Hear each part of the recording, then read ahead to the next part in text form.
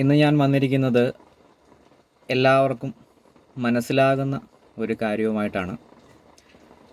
അതായത് നേരിട്ട് കാര്യത്തിലേക്ക് കിടക്കാം. ഏപ്രിൽ 1, 1995 എൻ്റെ ജനനം. അപ്പോൾ ഏപ്രിൽ 1 എന്ന് പറഞ്ഞു കഴിഞ്ഞാൽ അറിയാമല്ലോ, വിഡ്ഢി ദിനമാണ്. വിഡ്ഢി എന്നുള്ള വാക്ക് ഇപ്പോൾ പൊളിറ്റിക്കലി ഇൻകറക്റ്റാണ്. അപ്പോൾ എങ്കിലും എല്ലാവർക്കും മനസ്സിലാകാൻ വേണ്ടിയിട്ട് ആ തരത്തിൽ തന്നെ അങ്ങ് പറയുകയാണ്. അപ്പോൾ വിഡ്ഢി ദിനമാണ് എന്നുള്ളത്. അപ്പോൾ സ്കൂളിലൊക്കെ ആണെങ്കിലും ഒക്കെ ഏപ്രിൽ 1 എന്ന് പറയുമ്പോൾ എല്ലാവരും ചിരിച്ചു പോകും. കാരണം വിഡ്ഢിദിനത്തിൽ ജനിച്ചവർ വിഡ്ഢികളായിരിക്കും എന്നുള്ളതാണ് ഒരു വിശ്വാസം. അപ്പോൾ അതാണ്. അപ്പോൾ ഇങ്ങനെയൊരു സംഭവം ഇരിക്കെ ഞാൻ പലപ്പോഴായിട്ട് കാണിച്ച 3 വിഡ്ഢിത്തങ്ങൾ നിങ്ങൾക്ക് മുൻപിൽ അവതരിപ്പിക്കാം എന്ന് കരുതുകയാണ്. ഒന്ന്, ഞാനൊരു മുട്ട പൊരിച്ച കേസാണ്. അതായത് ഞാൻ 5ാം ക്ലാസ്സിൽ പഠിക്കുമ്പോൾ. രണ്ടാമത്തെ കാര്യം എന്ന് പറയുമ്പോൾ എനിക്കൊരു 4 വയസ്സുള്ള സമയത്ത് മറ്റൊരു സംസ്ഥാനത്തായിരിക്കുമ്പോൾ ഞാൻ ചെയ്ത കാര്യമാണ്. അതും മുട്ടയായിട്ട് ബന്ധപ്പെട്ടതാണ്. അടുത്തത്, ഞാൻ 7ാം ക്ലാസ്സിൽ പഠിച്ചുകൊണ്ടിരിക്കുമ്പോൾ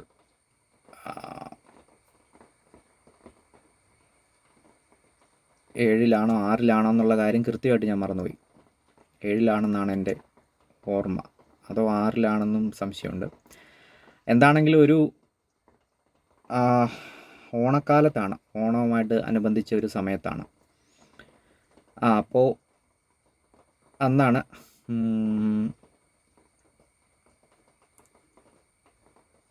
അപ്പോൾ അന്ന് ഞാൻ ഒരു സൈക്കിളെ സവാരി നടത്തിയപ്പോൾ സംഭവിച്ച ഒരു സംഭവമാണ്. അപ്പോൾ ഇങ്ങനെ 3 കാര്യമാണ്. അപ്പോൾ ഒന്നാമതായിട്ട്,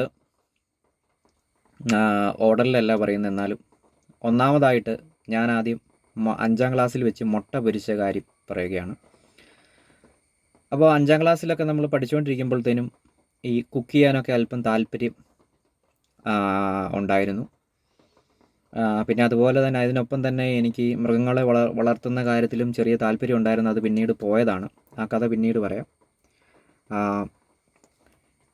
ഇപ്പോൾ അങ്ങനെ കുക്ക് ചെയ്യാനുള്ളൊരു താല്പര്യപ്രകാരം ഇങ്ങനെ മുട്ട പൊരിക്കുന്നുണ്ട്.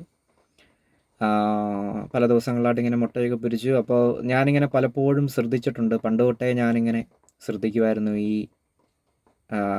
സിനിമകളിലെയും വീഡിയോസിലെയും സൗണ്ട്സും മറ്റു കാര്യങ്ങളെല്ലാം ആ രീതിയിൽ സിനിമ കാണുമ്പോൾ ഞാനിങ്ങനെ ശ്രദ്ധിച്ചു പോകുമായിരുന്നു.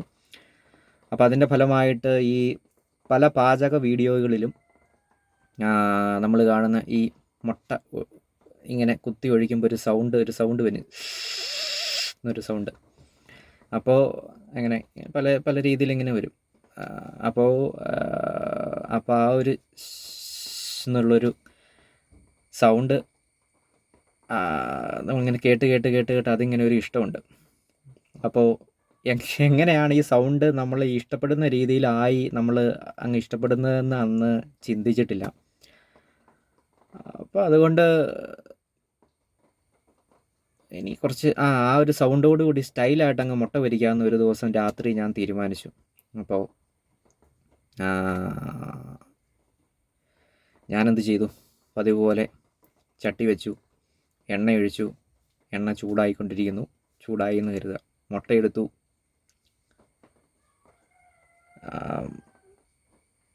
ചെറുതായിട്ടൊന്ന് പൊട്ടിച്ചു. എന്നിട്ട് ഇങ്ങനെ അങ്ങോട്ട് തുറന്നിട്ട് ചട്ടിയുടെ ഇങ്ങനെ മേളിൽ നല്ലോണം പൊക്കി അങ്ങ് പിടിച്ചിട്ട്, പൊക്കി എന്ന് പറഞ്ഞാൽ ഒത്തിരി പൊക്കിയൊന്നുമില്ല, എന്നാലും സാധാരണ നമ്മൾ അറിയാമല്ലോ തിളച്ച എണ്ണയിലോട്ട് എങ്ങനെയാണ് മുട്ട ഒഴിക്കുക എന്നുള്ളത് അറിയാമല്ലോ. പക്ഷേ അതിൻ്റെ ഒരു ഇരട്ടി എന്ന് വിചാരിച്ചു. ഇരട്ടി ഇങ്ങ് പൊക്കിയിട്ട് അങ്ങ് ഒഴിച്ചു. എന്തിനാന്ന് വെച്ച് കഴിഞ്ഞാൽ നല്ല എന്നുള്ള സൗണ്ട് അങ്ങ് കേൾക്കാൻ വേണ്ടിയിട്ടായി ഒഴിച്ചത്. തിളച്ച എണ്ണയിലേക്ക് പൊക്കി മുട്ട അങ്ങ് കുത്തി അങ്ങ് ഒഴിച്ചു കഴിഞ്ഞാൽ എന്ത് സംഭവിക്കുന്നതെന്ന് ആലോചിച്ച് നോക്കി. അത് തന്നെ സംഭവിച്ചു. പക്ഷേ സംഭവിച്ചത് ഭാഗ്യം കൊണ്ട് എൻ്റെ കൈയുടെ ഈ ഭാഗത്താണ്. ഇവിടെ അങ്ങ് പൊള്ളിയിട്ട് ഇങ്ങനെ വീർത്തങ്ങ് വന്നു. ഭാഗ്യം കൊണ്ട് മുഖത്തും കണ്ണിലും എണ്ണ തെറിച്ചില്ല എന്നുള്ളതാണ്. സൗണ്ടൊക്കെ കേട്ടതായിട്ട് എനിക്ക് ചെറിയ ഓർമ്മയുണ്ട്. പക്ഷേ ആ സമയത്ത് അതിനൊപ്പം ഇവിടെ ഒരു സാധനം വന്നിങ്ങനെ അങ്ങ് തെറിക്കുന്നതും കണ്ടു. തെറിക്കുമ്പോൾ വലിയ പ്രശ്നമൊന്നുമില്ലായിരുന്നു, പക്ഷേ തെറിച്ച് കഴിഞ്ഞിട്ടാണ് വിവരം അറിയുന്നത്. അപ്പോൾ ഭാഗ്യം കൊണ്ട് മുഖം പോയില്ല എന്നുള്ളതേ ഉള്ളൂ. അപ്പോൾ ഈ മുഖം പലയിടത്തുനിന്നും എനിക്ക് പണി കിട്ടേണ്ട ഒരു സാധനമാണ്. പണ്ടൊരു വലിയൊരു പണി കിട്ടിയിട്ട് അതിൽ നിന്ന് ഭാഗ്യം കൊണ്ട് ഞാൻ രക്ഷപ്പെട്ടതാണ്. അപ്പോൾ ആ കഥ പിന്നീട് പറയാം. അപ്പോൾ മുഖം ഇപ്പോഴും ഞാനിങ്ങനെ സംരക്ഷിച്ചു കൊണ്ടിരിക്കുകയായിരുന്നു. ഇപ്പോഴാണ് അതിൻ്റെ വില ഒരു തരത്തിൽ മനസ്സിലാകുന്നത്. ഞാൻ മുഖത്തെ പ്രൊജക്റ്റ് ചെയ്ത് പറഞ്ഞൊന്നുമല്ല. അപ്പോൾ അതാണ്. അപ്പോൾ ഇത്രയേ ഉള്ളൂ കാര്യം. ഇനി ഇതിലും അധികം ഈ കാര്യത്തെക്കുറിച്ച് പറയാനൊന്നുമില്ല. ഈ സംഭവം ഇപ്പം വിവരിച്ച് കേട്ടപ്പോൾ അതിൻ്റെ ഗൗരവം നിങ്ങൾക്ക് മനസ്സിലായി കാണും. രണ്ടാമത് ഞാൻ മറ്റൊരു സംസ്ഥാനത്തായിരുന്നപ്പോൾ ചെറുപ്പത്തിൽ, ഏകദേശം ഒരു 4 വയസ്സ് ഒന്ന് കൂട്ടിക്കോ, ആ സമയത്ത് ഒരു ഫ്ലാറ്റിൽ ആണ് താമസം. അപ്പോൾ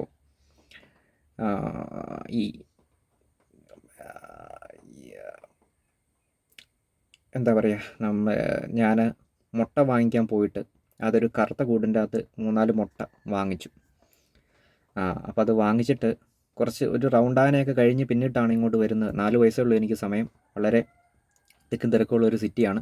പക്ഷേ എന്നാലും അവിടെ പ്രശ്നമൊന്നും കൂടാണ്ട് ഞാൻ എൻ്റെ അപ്പാർട്ട്മെൻറ്റ് മറന്നു പോകാതെ എൻ്റെ ഫ്ലാറ്റ് കണ്ടുപിടിച്ച് നേരെ വന്നു. എനിക്ക് വഴി തെറ്റിപ്പോയുമില്ല, ഒരിക്കലും ഒരു പ്രശ്നമൊന്നും ഉണ്ടായില്ല.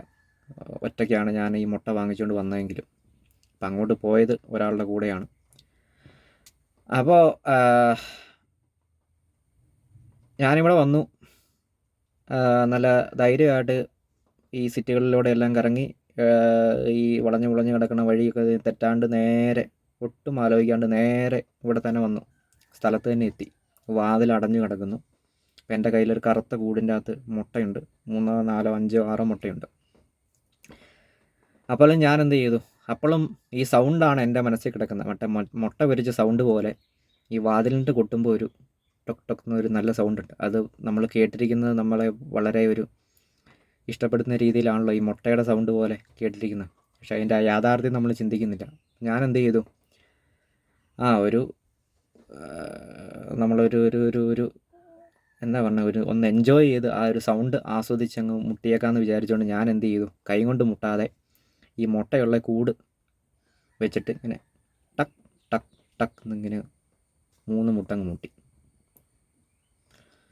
ഒന്നുമില്ല, അതൊന്ന് വാതിലൊക്കെ തുറന്നു. പിന്നെയാണ് എൻ്റെ കൂട്ടിലെ മുട്ട പരിശോധിച്ചപ്പോഴാണ് ഇതെല്ലാം പൊട്ടിയത് എങ്ങനെയാണെന്ന് അന്വേഷിച്ച് വന്നപ്പോഴത്തേനുമാണ് ഞാനിങ്ങനെ ഈ കൂടും കൊണ്ട് ഇങ്ങനെ മുട്ടിയായിരുന്നു എന്നുള്ള കാര്യം ഞാൻ പറയുന്നത്. അപ്പോൾ ഇത് 4 വയസ്സിൽ സംഭവിച്ച സംഭവമാണ്. അപ്പോൾ എന്നാലും ഈ മുട്ട പൊരിച്ച കേസ് പോലെ ഇതും ഒരു സംഭവം തന്നെയാണ്. അപ്പോൾ ഞാൻ കാണിച്ച 2 മണ്ടത്തരങ്ങൾ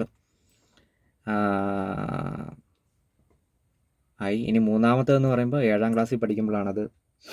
എങ്ങനെ ഒരു അത്യാവശ്യം ചെറിയ ഒരു ആവറേജ് മഴയൊക്കെ ഉള്ളൊരു സമയത്ത് സൈക്കിൾ ചവിട്ടാൻ കൊതിയുള്ളതുകൊണ്ട് സൈക്കിൾ ഇങ്ങനെ ചവിട്ടുകയാണ്.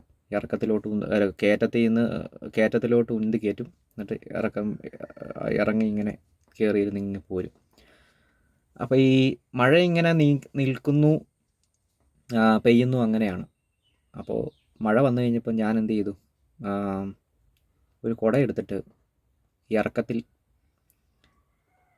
ഈ കുട അങ്ങ് ചൂടി ഇങ്ങ് പോന്നു. അതായത് ഒരു കയ്യിൽ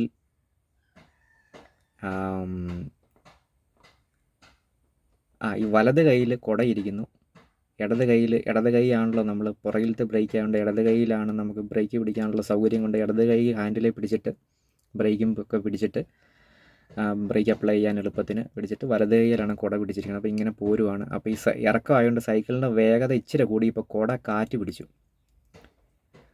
കാറ്റ് പിടിച്ചപ്പം നമ്മുടെ കയ്യിൽ നിന്ന് കൺട്രോള് പോയിട്ട് ഒരു കുത്തനെയുള്ള ഇറക്കമാണ്. അത് വലിയ കുത്തനെയുള്ള ഇറക്കമല്ല, എന്നാലും അത്യാവശ്യം ഒരു കുത്തനെയുള്ള ഇറക്കം എന്ന് പറയാം. അപ്പോൾ ഞാൻ എന്ത് ചെയ്തു എന്ന് പറഞ്ഞു കഴിഞ്ഞാൽ, ഈ എനിക്ക് തോന്നുന്നു ആ സൈക്കിളിന് പുറകിലത്തെ ബ്രേക്ക് ഉണ്ടായിരുന്നോ എന്ന് എനിക്കൊരു സംശയമുണ്ട്. കാരണം ഇനി ഞാൻ പറയാൻ പോകുന്ന കാര്യം കേൾക്കുമ്പോഴത്തേനും അറിയാം. അപ്പോൾ ഇതിങ്ങനെ പിടിച്ചിട്ട് ഞാൻ എന്ത് ചെയ്തെന്ന് പറഞ്ഞു കഴിഞ്ഞാൽ, ബാലൻസ് പോയപ്പോൾ ഞാൻ പിന്നെ ഒന്നും ചെയ്തില്ല. ഈ ഇടത് കൈ അങ്ങ് എടുത്തിട്ട് വലത് ഹാൻഡിലിലെ ബ്രേക്ക് അങ്ങോട്ട് പിടിച്ചു. കയ്യിൽ കുട ഇരിക്കുന്നു, എൻ്റെ കൺട്രോൾ പോയി, കുട കാറ്റ് പിടിച്ചിരിക്കുന്നു. ഞാനൊന്നും നോക്കിയില്ല. നേരെ സൈക്കിൾ നിർത്താൻ വേണ്ടി, പെട്ടെന്ന് നിർത്താൻ വേണ്ടി, കാരണം കയ്യിൽ നിന്ന് പോയി, ഫുള്ള് ഇറക്കുക.